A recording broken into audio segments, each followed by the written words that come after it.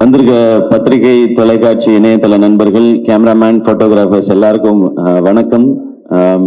இங்க உட்கார்ந்துருக்க தாய் கழவி டீம் எல்லாருக்கும் வணக்கம். மற்ற ஃபங்க்ஷன்லாம் நம்ம அடுத்து பேச போறோம் போது நம்ம என்ன பேசணும், இது பேசணும், நேரம் வேற குறைவா இருக்கே, இது ஓடிட்டு இருக்கோம். இந்த ஃபங்க்ஷன்ல மட்டும் ஆரம்பத்துல இருந்தே எனக்கு முன்னாடி ராதிகா மேம் பேசுறதுனால அவங்க என்ன பேச போறாங்களோ, அதுல என்னெல்லாம் இருக்குமோ, இதுல என்னெல்லாம் வருமோ, ஹெட்லைன்ஸான்ற ஒரு பதட்டத்திலே பாத்துருவேன். அதனால நான் என்ன பேசணுங்கிறத யோசிக்கவே நான் மறந்துட்டேன். தாய்க்கிழவி வெற்றி கொண்டாட்டம். முதல்ல இந்த படத்துக்கு இவ்வளவு பெரிய வரவேற்பும் வெற்றியும் கொடுத்த தமிழக மக்கள் எல்லாருக்கும் எங்களுடைய மனமார்ந்த நன்றிகள். இது உங்களுடைய ஃபேமிலியில சம்பந்தப்பட்ட ஒருத்தருடைய கதையா நீங்க கொண்டாட ஆரம்பிச்சதும், அதை பத்தி வெளியில வந்த ஒரு பாசிட்டிவ் வேர்ட் ஆஃப் மவுத்தும், அதுதான் இந்த படத்தை இவ்வளவு பெருசா ரீச் ஆகியிருக்கு. பட் அவங்கள்ட்ட கொண்டு போய் சேர்த்தது ஃப்ரெஷ் ஷோ. நாங்க ரொம்ப ரொம்ப பிலீவ் பண்ணது இந்த படத்தை எப்படி கொண்டு போய் சேர்க்கறதுன்னு போது, பிரஸுக்கு ஷோ போடுவோம், மீதி அவங்க பார்த்துப்பாங்க கலை அப்படின்னு நான் சொன்னேன். அதனால்தான் பிரஸ் ஷோ ஃபேமிலி ஷோவா ஏற்பாடு பண்ணோம். அங்க நான் சிவா சொன்ன மாதிரி ஃபீட்பேக் பார்க்க போனது. இங்க இவங்க என்ஜாய் பண்ணிட்டாங்கன்னா இதுதான் தமிழ்நாடு ஃபுல்லா நடக்க போகுது அப்படின்றதான் அன்னைக்கு நான் பாக்குறதுக்காக நான் துடிச்சுட்டே இருந்தது. அன்னைக்கு நீங்க எல்லாம் கொடுத்த வரவேற்பும், நீங்க அதுக்கப்புறம் இதை பத்தி எழுதின விதமும் அது மக்கள்கிட்ட கொண்டு போய் சேர்த்துச்சு. மக்கள் இப்ப அந்த படத்தை எடுத்துக்கிட்டாங்க. இங்க நாங்க படத்தோட வெற்றியை நாங்க கொண்டாடிட்டு இருக்கோம். ஸோ பத்திரிகை, தொலைக்காட்சி, இணையதள நண்பர்கள் எல்லாருக்கும் எங்களுடைய மனமார்ந்த நன்றிகள் நீங்க கொடுத்த இந்த சப்போர்ட்டுக்கு. இந்த படம் ஆரம்பிக்கும் போது சிவகுமார் கதை சொல்லும் பொழுது நான் நல்லா சிரிச்சேன், என்ஜாய் பண்ணேன். ஆனா இந்த படத்துல எனக்கு டக்குன்னு மனசுல ஒட்டின இடம் ராதிகா மேம்கிட்ட கேட்பாங்க பசங்க எல்லாமே.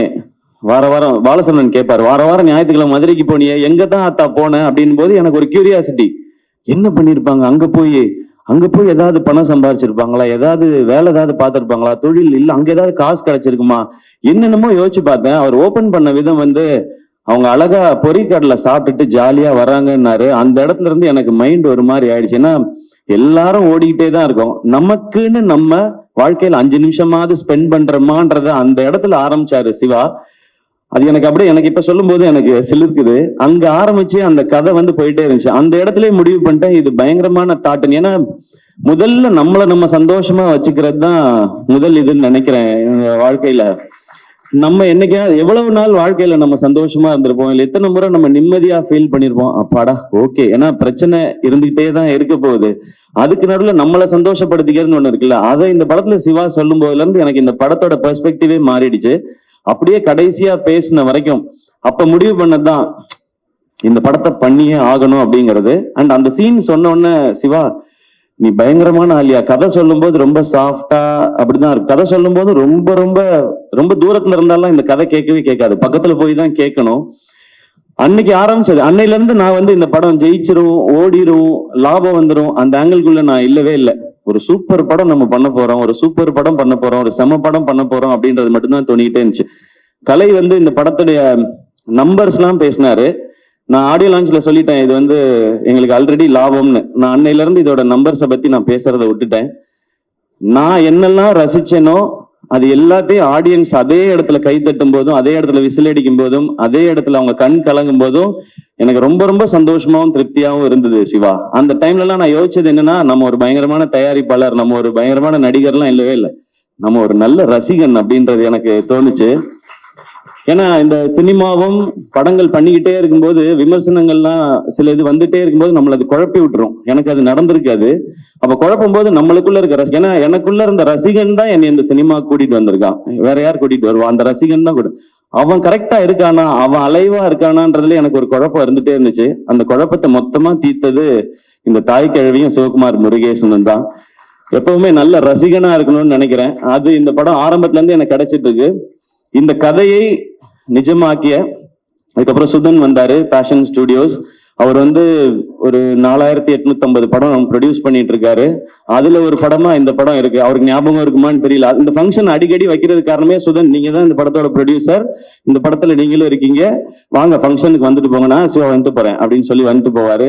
காலையில ஒரு பூஜை போடுவாரு, சாயங்காலம் ஒரு சக்சஸ் மீட் போவாரு, அந்த மாதிரி இருக்கு. ஸோ சுதன் உள்ள வந்தோடனே அவரும் பயங்கர எக்ஸைட் ஆயிட்டாரு இந்த படத்தை பத்தி. சுதன்கிட்ட சொன்ன, சுதன் ஜாலியா இருங்க, இந்த படம் எனக்கு ரொம்ப ஸ்பெஷல். நான் சிவா கார்த்திக் வேணுகோபால்கிட்ட சொல்லிட்டு இருந்தேன், இந்த படம் எனக்கு ஒரு குழந்தை மாதிரி, இதை நான் அப்படி பார்த்துப்பேன்னு. அப்படிதான் நான் பார்த்துக்கிட்டு இருக்கேன் இப்போ வரைக்கும். ஸோ என் குழந்தை எனக்கு என்ன காசு கொடுத்துச்சுன்னு நான் பார்க்க மாட்டேன். அது சிரிச்சா என் கண்ணில் தண்ணி வரும், அது நடந்தா எனக்கு தண்ணி வரும். அந்த மாதிரிதான் நீங்க பேசும்போதெல்லாம் இருக்கு சிவா. எனக்கு இப்ப பயங்கர எமோஷனல் ஆக்கிட்டீங்க, நான் பயங்கர கண்ட்ரோல் பண்ணிட்டு உட்கார்ந்தேன். ஸோ சுதன் உள்ள வந்து அவரும் எக்ஸைட்டடா நான் இதை பாத்துக்கிறோம் அப்படின்னு சொன்னோம். அப்புறம் இந்த டீம் வந்தாங்க, அவங்க எல்லாரும் ஆல்ரெடி செட் ஆயிருக்கு. ஸோ எல்லாருக்கும் ரொம்ப ரொம்ப நன்றி. உங்களுடைய உழைப்பு ரொம்ப ரொம்ப அபரிமிதமானது. இல்லைன்னா நினைச்ச இந்த பட்ஜெட்ல இந்த சைஸ்ல இந்த படத்தை பண்ணியிருக்க முடியாது. ஹேட்ஸ் ஆஃப் உங்க எல்லாருக்குமே, பயங்கரமா பண்ணிட்டீங்க, டீம்ல இருக்க டெக்னீஷியன்ஸ் எல்லாமே. அண்ட் ஆர்டிஸ்ட் யாரெல்லாம் சிவா கொண்டு வரும்போது ரொம்ப குட்டியா கொண்டு வந்தார் இந்த பட்ஜெட் எல்லாமே. ஏன்னா அவருக்கு அதுக்கு முன்னாடி இருந்த அனுபவங்களா இருக்கலாம், இல்ல இந்த மாதிரி இருந்தாதான் பண்ணுவாங்கன்னு சொல்லி. நோ, அதை அப்படி பண்ணக்கூடாது சிவா. இந்த கதை ஒரு செலிப்ரேஷனா இருக்கு, எனக்கு ஒரு லைஃபோட செலிப்ரேஷன் இந்த படம். இதுக்கு என்ன செலவு பண்ணுமோ அதை பண்ணணும், அதை பண்ணுவோம் அப்படின்றதுக்கு அப்புறம் தான் யார் கேஸ்டிங் போலான்னு ஒருத்தரா வந்தது. பாலசரவணன் கதை கேட்கும் போதே ஃபர்ஸ்ட் வந்துட்டாரு எனக்கு அந்த சீன் வரும்பொழுதே. அதுக்கப்புறம் பாலசரவணன் வந்தாரு, அருள்தாஸ் அண்ணன் வந்தாங்க, சிங்கம்பிள்ளி அண்ணன் வந்தாங்க, முத்துக்குமார், ரேச்சல், இவங்க எல்லாருமே வந்தாங்க. கடைசியா தான் வந்தார் விநாயக் மகாதேவ்ன்ற மாதிரி. நான் லாஸ்டா கேட்டேன், இந்த பாட்டி கேரக்டர் யார் பண்ண போறாங்க, கிழவி கேரக்டர், ராதிகா மேம் அப்படின்னு சொன்னாங்க. நான் ஏற்கனவே சொல்லியிருக்கேன், ராதிகா மேம் அந்த ரோல்ல அந்த லுக்ல பார்த்த பிறகு எனக்கு இன்னும் பயங்கர ஜாலி ஆயிடுச்சு. இன்னைக்கு தியேட்டர்ல பாக்குற ஃபீல் எனக்கு அங்க வர ஆரம்பிச்சிருச்சு. இந்த மாதிரி ராதிகா மேமோட இவ்வளவு எக்ஸ்பீரியன்ஸையும் சேர்த்துதான் இந்த படத்துக்கு கொண்டு வராங்க. அவங்க இந்த படத்துக்கு அந்த உழைப்பு மட்டும் இல்ல, இவ்வளவு வருஷம் நீங்க உங்களுடைய ஒர்க் மேம், உங்களோட நீங்க லெஜெண்டரியா பண்ணிருக்க விஷயங்கள் எல்லாத்தையும் சேர்த்து இந்த படத்துக்குள்ள கொண்டு வரீங்க. அந்த மாதிரிதான் ஒவ்வொருத்தரும் அவங்களுடைய வலியையும் வேதனையும் இந்த இண்டஸ்ட்ரிக்குள்ள இருந்த போராட்டத்தையும் சேர்த்து இதுக்குள்ள ஒரு கேரக்டரா கொண்டு வந்தாங்க. எனக்கு இந்த படத்துல ஹீரோ இல்லைன்னா எனக்கு தோணுனதே இல்லை. இந்த படத்துல அவ்வளவு ஸ்டார்ஸ் இருந்தாங்க. கமல் சார் அன்னைக்கு சொன்னது இன்னைக்கு நிஜமா இருக்கு. இந்த படத்துல இவ்வளவு நட்சத்திரங்களை நீங்க உருவாக்கி இருக்கீங்கன்னு சொன்னாங்க. அவ்வளவு நட்சத்திரங்களும் இதுக்குள்ள இருந்திருக்கிறாங்க. ஸோ நீங்க எல்லாரும் சேர்ந்து இதை வந்து ரொம்ப ஒரு ஸ்பெஷல் பிலிமா ஆக்கிட்டீங்கன்றது எனக்கு ரொம்ப சந்தோஷம். ஜார்ஜ் மரியான் அண்ணன், முத்துக்குமார் அண்ணன், எல்லாருமே, சாரி நான் பேரு சொல்லாம விட்டுறக்கூடாது. அப்புறம் நம்மளோட மியூசிக் டைரக்டர் நிவாஸ் பிரசன்னா, எப்ப ஹீரோ ஆக போறீங்கன்னு கேட்டவுடனே கூலிங் கிளாஸ் போட்டு உட்காந்துட்டாப்ல. மிஸ்கின் சார் மாதிரி வேற எங்கேயோ பாத்துக்கிட்டே இருக்காப்ல. அவர் ஹீரோ ஆக போறீங்களான்னா இல்லைன்னு சொல்ல, இப்போதைக்கு இல்லைன்னு தான் சொல்லியிருக்கிறாரு. ஸோ சீக்கிரத்துல ஹீரோ ஆயிடுவாருன்னு நினைக்கிறேன். அதுக்கு நீங்க மியூசிக் பண்ணுவீங்களா இல்லையா? சரி, அப்புறமா யாரு ஹீரோயின்னு சொல்லுங்க படத்துக்கு. ஓகே, தேங்க்யூ நிவாஸ், ஒரு அமேசிங்கான வாக்கு. லிரிசிஸ் எல்லாருக்கும் ரொம்ப ரொம்ப நன்றி. இந்த படம் நிறைய பிளெஸிங்ஸ் கொடுத்துருக்கு. நான் அதை தான் இங்க ஷேர் பண்ணணும்னு நினைக்கிறேன். ஏன்னா நிறைய வீடியோஸ் பாக்குறேன், நிறைய மெசேஜஸ் பாக்குறேன். நீங்க வந்து எங்களுக்குள்ள ஒரு பெரிய ஒரு எம்பவர் பண்ணிருக்கீங்கன்னு சொல்றாங்க. ஸோ பெரிய ரெஸ்பான்சிபிலிட்டியா பாக்குறேன். உங்க எல்லாருக்கும் ரொம்ப ரொம்ப நன்றி. அதை தான் இந்த டீம் அச்சீவ் பண்ணிருக்கோம்னு நினைக்கிறேன். இதுல ரொம்ப ரொம்ப முக்கியமா நான் 2 பாயிண்ட் மட்டும் சொல்லணும்னு நினைக்கிறேன். இந்த படம் என் வாழ்க்கையில நிறைய பேரை இதை ஞாபகப்படுத்தினதுக்காக பண்ணப்பட்ட படம் தான். ஃபர்ஸ்ட் என் அம்மா, 17 வயசுல எல்லாருக்கும் ஏற்கனவே சொன்னதான், இன்னொரு முறை சொல்லணும்னு நினைக்கிறேன். அப்பா இறந்த பிறகு அவங்களுக்கு தெரிஞ்ச வகையில அந்த குடும்பத்துக்குள்ள இருக்க காசெல்லாம் பத்திரப்படுத்தி சேர்த்து வச்சு படிக்க வச்சு, என்னையும் அக்காவையும் படிக்க வச்சு கல்யாணம் பண்ணி வச்சு பண்ணாங்க. அவங்க எனக்கு இந்த பவுனுத்தாய் தெரிஞ்சாங்க, அம்மா தெரிஞ்சாங்க இதுல. அதுக்கப்புறம் அக்கா 2 குழந்தை பெத்த பிறகு வந்து இங்க MMCல MD படிச்சு கோல்டு மெடலிஸ்ட் ஆகி பேஷனை எப்ப வேணாலும் தொடரலாம்னு நினைச்சேன். எங்க அக்கா எனக்கு ஒரு பவுனுத்தாயா தெரிஞ்சாங்க இதுல. அவங்களுக்காக பண்ணணும்னு நினைச்சேன். மிக மிக முக்கியமானது அந்த கடைசி டயலாக் மேம் பேசுறது, படைக்க காக்க அழிக்கன்னு ஆம்பளைங்களை மட்டும் கும்பிட சொன்னவன் படிப்புக்கும் பணத்துக்கும் பொம்பளை தாண்டி காட்டி கும்பிட சொல்லியிருக்கான் அப்படின்னு சொன்னாங்க இல்லையா? அந்த டைலாக நான் முன்னாடியே உணர்ந்துட்டேன்னு நினைக்கிறேன். எனக்கு கல்யாணம் அந்த நாள்ல இருந்து என் வீட்டோட வரவு செலவு எல்லாத்தையும் பாக்குறது ஆர்த்தி தான். எனக்கு தெரியாது என் அக்கௌண்ட்ல என்ன பணம் இருக்கு தெரியாது. ஊருக்கு போகணும் ஏதாவதுன்னா, ஆர்த்தி ஊருக்கு போறதா இருக்கேன், டிக்கெட் மட்டும் காசு கொடுத்துறியா அப்படின்னு கேட்பேன். இப்பயும் அதை நான் ரொம்ப பெருமையா சந்தோஷமா வாங்கிக்கிறேன். அவங்க தான் பாத்துக்கிறாங்க. அவங்க பார்க்கலன்னா என்னால ப்ரொடக்ஷன் எல்லாம் பண்ணியிருக்க முடியாது. ஸோ ஆர்த்தி, அவங்க எனக்கு ஒரு பவுன் தாயா தான் தெரிஞ்சாங்க. இந்த மாதிரி ஒவ்வொரு வீடுகள்லையும் அவங்களுக்கு சின்ன சம்பளமா இருந்தாலும் கொஞ்சம் காசா இருந்தாலும் அதை அங்கங்க சேமிச்சு வச்சோ இல்ல குழந்தைகளை பார்த்துக்கிட்டோ இப்படி வீட்டுல இருக்கிற ஒவ்வொரு அம்மாக்களுக்கும் அக்காக்களுக்கும் தங்கச்சிகளுக்கும் சகோதரிகளுக்கும் இவங்க எல்லாருக்குமான ட்ரிபியூட்டும் சமர்ப்பணம் தான் இந்த தாய் கிழவி படமும் இந்த வெற்றியும். இதை இந்த படத்தின் மூலமா செய்ய முடிஞ்சது எனக்கு சந்தோஷம். என் வாழ்க்கையில இருக்கவங்களுக்கும் சேர்த்துன்றது இன்னும் கொஞ்சம் பெருமையாகவும் சந்தோஷமாவும் இருக்கு. ஒரு டீமா இங்க வேலை செஞ்சதோட சக்சஸை இங்க நான் பாக்குறேன். ஏன்னா ஆரம்பத்துல இருந்து ரொம்ப சின்சியரா அதை அப்ரோச் பண்ணோம். இதுதான் பவுண்ட் ஸ்கிரிப்ட், இத்தனை டேஸ்ல தான் எடுக்கிறோம், இதுதான் பட்ஜெட், இதுதான் காஸ்டிங், ரொம்ப சின்சியரா. சிவாக்கு தெரியுமான்னு தெரியல, நான் எல்லா சீனையும் நீங்க ஷூட் பண்ண அடுத்த நாள் பாத்துருவேன். நான் என் ஷூட்டுக்கு வந்துடும், அந்த சீன் என்னாச்சு, என்னைக்கு எடுக்கிறீங்கன்னு, அது லொகேஷன் சேஞ்ச் இருக்கு அதனால இன்னொரு நாள் எடுக்கிறோம்னு சீனை சொல்லி கேட்பேன்.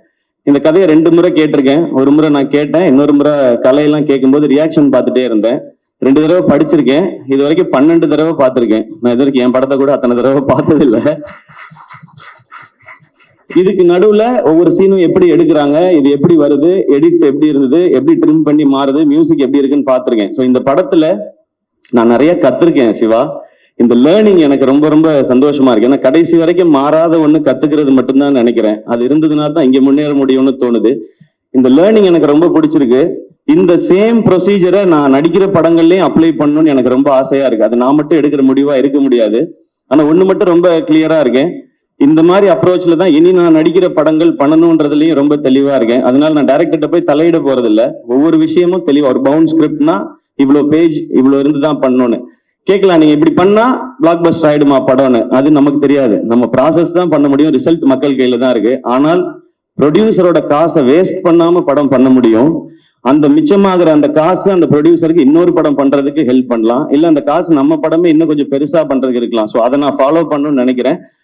அந்த நம்பிக்கையை திரும்ப கொடுத்ததுக்காக இந்த என்டையர் டீமுக்கும் நான் தேங்க்ஸும் சொல்லிக்கிறேன். நான் இங்க நிறைய பேர் உழைச்சிருக்காங்க, இது டீமா சேர்ந்து அவங்க எல்லாம் கொண்டு வர வெற்றி. அண்ட் இன்னொன்று எனக்கு ரொம்ப ரொம்ப ஸ்பெஷலா அந்த ப்ரொடக்ஷன் பண்ணும்போதெல்லாம் இருக்கிற ஒரு விஷயம், ஃபர்ஸ்ட் நெஞ்சமுட்டு நேர்மையுண்டு படம் ஃபர்ஸ்ட் ஷோ பார்க்கும்போது அந்த படம் முடிஞ்ச உடனே எல்லாரும் கார்த்திக் வேணுகோபால்னு போடும்போது பயங்கரமா கிளாப் பண்ணாங்க. அப்ப அவங்க அப்பா ரொம்ப எமோஷனல் ஆகி கார்த்திக் வேணுகோபாலை கட்டி பிடிச்சிட்டாரு. அவர் ரொம்ப ஸ்ட்ரிக்ட் அவர்கிட்ட. அதே மாதிரி ஒரு தருணம் இங்க பிரீமியர் முடிஞ்ச உடனே சிவகுமார் முருகேசனோட அப்பா வந்து எங்க 2 பேரையும் கட்டி பிடிச்சிக்கிட்டாரு. அந்த செகண்ட் ஃபீல் பண்ண எங்க அப்பா சாகல அப்படின்னு. சாரி, நான் ரொம்ப சென்சிட்டிவ் அண்ட் எமோஷனல். அது சோ அது கிடைச்சதெல்லாம் தான் எனக்கு ரொம்ப ரொம்ப பெரிய இது ஒரு நிறைவை கொடுக்குது. எனக்கு அமரன் மாதிரி வெற்றி, தாய்க்கிழவி மாதிரி வெற்றி, கணா மாதிரி வெற்றி வரும்போது ஒரு நிறைவையும் ஒரு அமைதியையும் கொடுக்குது. அந்த அமைதி இன்னும் ஒழுங்கா வேலை செய்யணும்ன்றத சொல்லிக்கிட்டே இருக்கு. நிச்சயமா செய்வோம். ஏன்னா இங்க வெற்றிங்கிறது விளையாட்டுல கூட விளையாட்டா வராது. அதுக்கு உழைக்கணும், அதுக்கு ஒரு டீமா உழைக்கணும். அந்த மாதிரி உழைச்சா வெற்றி எப்பயுமே சாத்தியப்படுங்கிறது இந்த மேடை திரும்ப சொல்லி கொடுத்துருக்கு. அண்ட் என்னோட ஃபேன்ஸான பிரதர்ஸ் அண்ட் சிஸ்டர்ஸ், இது அண்ணன் படம் தான் அப்படிங்கிறத மாதிரி எடுத்துட்டு போய் கிரவுண்ட்லயும் சரி சோசியல் மீடியாலையும் சரி இன்னைக்கு வரைக்கும் அதை நீங்க செலிப்ரேட் பண்ணிட்டே இருக்கீங்க. அதுக்கு ரொம்ப ரொம்ப ரொம்ப ரொம்ப நன்றி. அடுத்து சேயோன் சிவாவோட தான். மேம் சொன்ன மாதிரி இன்னும் கொஞ்சம் கரெக்டா வேலை பார்த்து அதை இன்னும் கொஞ்சம் நல்லா பண்ணணும். அதுக்கு இன்னும் கொஞ்சம் டைம் எடுத்துக்கிறோம். இந்த மாசம் ஷூட் போறதா இருந்துச்சு, பட் இந்த மாசம் இந்த படத்துக்கான வேலையில சிவாவும் இருந்ததுனால சரி அவரை ப்ரெஷர் போடக்கூடாதுன்னு டைம் எடுத்து அழகா பண்றோம். நெக்ஸ்ட் மந்த் தான் போறோம், அது நல்லபடியா நடக்கும். அண்ட் எஸ்கே ப்ரொடக்ஷன் இந்த படம் லாபகரமான படம்னு சொன்னேன். ஆனா இந்த லாபம் நிச்சயமா நல்ல விஷயங்கள் அழகான விஷயங்களுக்கே பயன்படும். முதல்ல என்னை சுத்தி இருக்கிற அவங்களுக்கு ஏதாவது ஒரு நல்லது செய்யணும்னு நினைக்கிறேன். அப்புறம் இன்னும் தேவைப்படுற சிலருக்கு சில நல்லதுகளை செய்யணும்னு நினைக்கிறேன். அது எப்பவும் அது அப்பா பேர்ல இருக்கிற அந்த ட்ரஸ்டின் மூலமா எதுவும் நடந்துட்டே இருக்கும். இன்னொரு பகுதியை எடுத்து எஸ்கே ப்ரொடக்ஷன்ல நான் சொன்னேன் இல்லையா, இந்த ஸ்டேஜை இன்னும் கொஞ்சம் பெருசு பண்ணி டேலண்ட்ஸ்க்கான ஆப்பர்ச்சுனிட்டி இருக்கணும்னு சொல்லி. ஸோ அது நெக்ஸ்ட் இன்னொரு புது டேலண்ட், ஒரு புது இயக்குனரை நாங்கள் அறிமுகப்படுத்தணும்னு நினைக்கிறோம். இந்த படம் அந்த நம்பிக்கையும் கொடுத்துருக்கு. அவரை மட்டும் இந்த ஸ்டேஜ்ல நான் இன்ட்ரடியூஸ் பண்ணிக்கிறேன். எஸ்கே ப்ரொடக்ஷன்ஸோட 10வது திரைப்படம், அதை இயக்க போற புதுமுக இயக்குனர். ஒரு பெரிய கைத்தட்டல் கொடுத்துடலாம். ஸோ எஸ்கே ப்ரொடக்ஷன்ஸ் உடைய 10வது படத்தின் டைரக்டர் அம்மாமுத்து சூர்யா. அவர் தான் நெக்ஸ்ட் எஸ்கே ப்ரொடக்ஷன்ல லான்ச் ஆகுற டைரக்டர். இவர் தான். இருந்தாலும் போட்டோல கொஞ்சம் சிரிச்சிருக்கலாம். இருக்கு. ஆமா, இல்ல இந்த படம் ஃபேமிலி லேடிஸ் அவங்களுக்காக ரொம்ப ஸ்பெஷலா பண்ணோம். அடுத்த படம் வந்து ஒரு யூத்துக்கான அவங்கள பத்தின ஒரு படமா இருக்கும், ஒரு யூத்ஃபுல் என்டர்டெய்னரா இருக்கும். ஒரு ஃபைனல் ஸ்கிரிப்ட் இப்போ அவர் எழுதிட்டு இருக்காரு. அது முடிச்சதுக்கு அப்புறம் காஸ்ட் யார் பண்ண போறா என்னன்றதை ஒன்னொன்னா அனௌன்ஸ் பண்ணுவோம். சூப்பர். எனக்கு இந்த ஸ்டேஜ்ல சொல்லணும்னு தோணுச்சு, ஏன்னா இது ரொம்ப பாசிட்டிவா இருக்கு. இந்த ஃபேமிலி எல்லாம் சேர்த்து தான் இந்த இது வாய்ப்பையும் சாத்தியப்படுத்தி இருக்குன்னு நான் நம்புறேன். ஸோ அங்க சொல்லணும் விஷயம், நீங்க எதாவது சொல்லணுமா? வேணாமா? தேங்க்யூ. படத்தோட ஆடியோ லான்ச் சக்சஸ் மீட்ல கொஞ்சம் டீடைல்டா பேசிக்கிறேன் அப்படின்ற மாதிரி ஒரு மைண்ட் வாய்ஸ் புரியுது. வாழ்த்துக்கள் ப்ரோ, வாழ்த்துக்கள். தேங்க்யூ. நான் யாரையாவது அண்ட் இந்த படத்தை எங்களோட சேர்ந்து பிசினஸ் பார்ட்னர்ஸா இருந்த ஹாட் ஸ்டார், விஜய் டிவி, அவங்க ஆரம்பத்துல இருந்து இந்த படத்தை ஓன் பண்ணாங்க. அண்ட் அதே மாதிரி ஏஜிஎஸ், முக்கியமா அர்ச்சனா, அவங்களுக்கு எங்களுடைய நன்றி. விதுஷ், அஹிம்சா அண்ட் மற்ற டெரிட்டரி டிஸ்ட்ரிபியூட் பண்ணவங்க, அண்ட் சாரிகாமா, அவங்களோட நம்மளோட அசோசியேஷன் எல்லாமே பயங்கரமா இருக்கு. ஒரு அமரன், இப்ப தாய் கிழவி அப்படின்னு சொல்லி அது தொடரும் அப்படின்னு நான் நம்புறேன். ஸோ யாரையாவது ஆர்டிஸ்ட் யாராவது மிஸ் பண்ணியிருந்தா மனுஷங்க, முக்கியமா assistant directors and camera department, படத்துல பின்னாடி ஒர்க் பண்ண அத்தனை பேருக்கும் அந்த நான் டீமா நீங்க எல்லாரும் சேர்ந்து ஒண்ணு பண்ணிருக்கேன்னு சொன்னேன்ல, அது உங்க எல்லாருக்கும் சேர்த்தது தான். Thank you once again. அண்ட் என்னோட எஸ்கே ப்ரொடக்ஷன்ஸோட டீம், கலை ப்ரோ, நான் எல்லாத்தையும் சொல்றது அதான். அவர் சீன் பேப்பர், ஸ்கிரிப்ட் புக் இல்லாம டைரக்டரோட டிஸ்கஷன்ஸே வச்சுக்க மாட்டார். ரேண்டமா ஏன் இன்னைக்கு 150 பேர் போட்டிருக்கீங்க, 50 பேரை கட் பண்ணுங்க அப்படி சொல்ற ஆள் இல்ல. இது என்ன சீன், எங்க நடக்குது, அதை ஃபுல்லா படிச்சு இது என்ன டியூரேஷன் வரும்ன்றது வரைக்கும் அவர் பிளான் பண்ணி தான் பண்ணுவார். ஸோ நம்ம நினைக்கிற விஷன் அச்சீவ் பண்றதுக்கு அந்த மாதிரி ஆட்களோட பயணிச்சாதான் முடியும். ஸோ கலை, அதுக்கப்புறம் ராகுல் தான் டிசைன்ஸ் எல்லாம் அவரை தான் போட்டு விரட்டிக்கிட்டே இருப்போம். ராகுல், கார்த்தி, திவாகர், உங்க எல்லாருக்கும் ரொம்ப ரொம்ப நன்றி. நான் ரொம்ப ஆசையா பண்ண படம் இது. அதுல ஒரு சின்ன ஒரு டென்ட் கூட விடாம இந்த செகண்ட் வரைக்கும் பாத்துக்கிட்டது இந்த 4 பேரும். உங்களுக்கு ரொம்ப பெரிய நன்றி. அண்ட் என்டையர் டீமுக்கும் மீண்டும் ஒரு முறை நன்றி, வாழ்த்துக்கள். இது ஒரு செலிப்ரேஷன். இன்னொரு செலிப்ரேஷன் ஒன்று இருக்கு, இன்னும் பெருசா. அதுவும் நான் உங்களுக்கு சொல்றேன். அப்பயும் நீங்க இதே மாதிரி வரணும். ஏன்னா அருள்தாஸ் அண்ணன், முத்துக்குமார் அண்ணன், சிங்கம்புலி அண்ணன், பாலா, ஜார்ஜ் மரியான், ரேச்சல் எல்லாமே பயங்கர பிஸியான ஆர்டிஸ்ட். இன்னைக்கு ஏதோ 2 ஷூட்டை கேன்சல் பண்ணிட்டு தான் வந்திருப்பாங்க. அதுக்கும் நீங்க கண்டிப்பா இதே மாதிரி வரணும், ஏன்னா நான் ஃபேமிலியா பாக்குறேன் அப்படின்றதுனால. ஸோ மீண்டும் நன்றி. முத்துக்குமார் உங்களுக்கு தானே, முனிஷ்காந்த் அண்ணா, ஓகேடா இல்ல முனிஷ்காந்த் அண்ணன் இப்ப எல்லாமே வந்து படம் சூப்பரா போகுது அப்படின்னா அவர் ரியாக்ஷன் அந்த ரியாக்ஷன் தான் ஃபுல்லா நாங்க பண்ணிட்டு இருக்கோம். ரொம்ப எமோஷனலான ஸ்டேஜ். அதனால எங்க ஆரம்பிச்சு எங்க முடிச்சேன், யாரை பத்தி பேசியிருக்கேன், யாரை தெரியல. நான் இன்னொரு வாட்டி வீடியோ பார்த்தா தான் தெரியும். அண்ட் பத்திரிகையில இருக்கிற நிறைய பேரு நண்பர்கள் வந்து இந்த மாதிரி ஒரு படம் நான் பண்ணதுல வந்து அவ்வளவு மகிழ்ச்சி அவங்களுக்கு. எப்பவும் படம் நல்லா இருந்துச்சுன்னா ஒரு 4 வரியில மெசேஜ் வரும். இந்த மாதிரி ஒரு 10 வரி இல்லைன்னா வாய்ஸ் நோட் ஒரு 2 நிமிஷம் 2.5 நிமிஷத்துக்கு வருது. அது எனக்கு ரொம்ப ஸ்பெஷலா இருக்கு. அதுக்கு ஒரு முறை உங்க எல்லாருக்கும் நன்றி. தேங்க்யூ. 2-3 தடவை எல்லாம் கேட்டுப்பேன் நான்.